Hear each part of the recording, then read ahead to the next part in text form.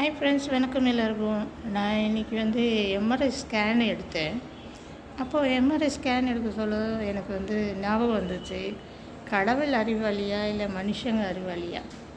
ஏன் கேட்குறேன்னா, நான் கடவுள் படைத்த எல்லா உறுப்பையும் தனித்தனியாக பிரித்து என்ன ஏது என்னென்னு அலசி அதுக்கு சொல்கிறதுக்கு மிஷினு, பார்ட்ஸு, டாக்டர்ஸு எல்லாத்தையும் கண்டுபிடிச்சிருக்காங்களே. இப்போ எனக்கு அது தோணுச்சு, அது கடவுள் அறிவாளியா இல்லை மனுஷங்க அறிவாளியான்னு எனக்கு தெரியல.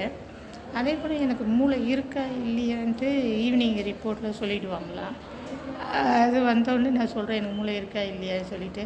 மோஸ்ட்லி நான் எனக்கு மூளை இல்லை தான். ஏன்னா எல்லாருக்கும் உதவி செஞ்சு நல்லது செஞ்சு எல்லார் கையிலையும் அசிங்கப்பட்டு அவமானப்பட்டு கடைசியில் நான் ஆனால் தைரியமாக இருக்கேன். அதுதான் எனக்கு மூளை இல்லைன்னு கண்டிப்பாக எனக்கு தெரியும்.